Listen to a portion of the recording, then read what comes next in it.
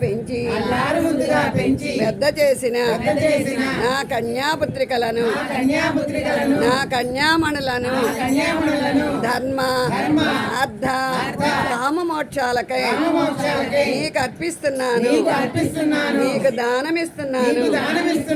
ఈ దానం వల్ల మాకు బ్రహ్మలోక ప్రాప్తి కలగాలని అడుగుతున్నాము.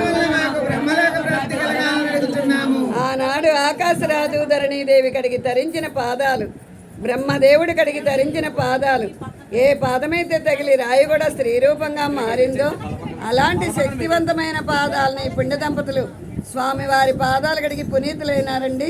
మనందరికీ కూడా చూసే భాగ్యం, చేసే భాగ్యం కల్పించిన ఈ పుణ్య దంపతులకు స్వామివారి ఎల్లవేళలా శుభాశీసులు అందజేయుగాక.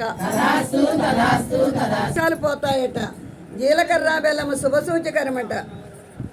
జీలకర్ర బెల్లము కలిపి చక్కగా రెండు వరుడు వధువు చేతిలో పెట్టి ఇరువురు శరముల పెట్టించెనుగా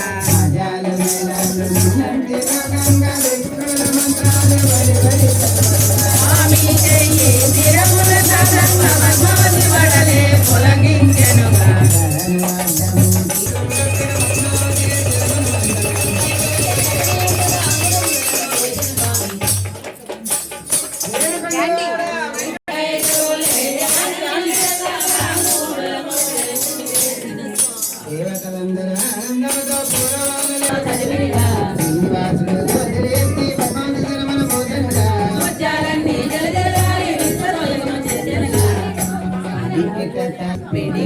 తలంబ్రాల పెళ్లి కూతురు మరలే నవ్వేనే పెళ్లి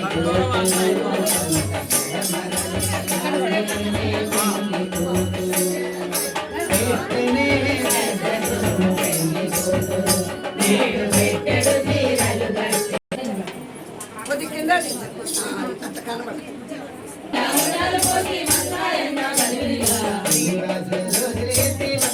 తలంబ్రాలు 108 వెండి తులసి దళాల తలంబ్రాలు, వెండి మందార పుష్పాల తలంబ్రాలు. తలంబ్రాల ఉత్సవం అంగరంగ వైభోగంగా జరుగుతూ ఉంది. ఏడుకొండ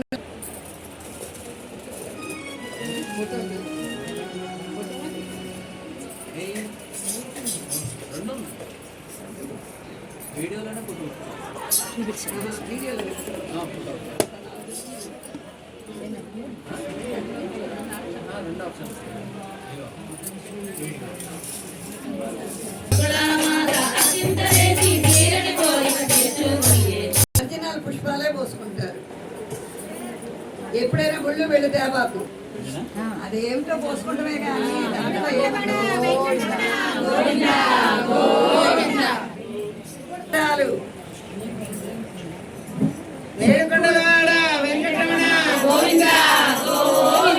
శంకు చక్రము నామము రాళ్ళ లాకెట్ గల రాళ్ళ హారాన్ని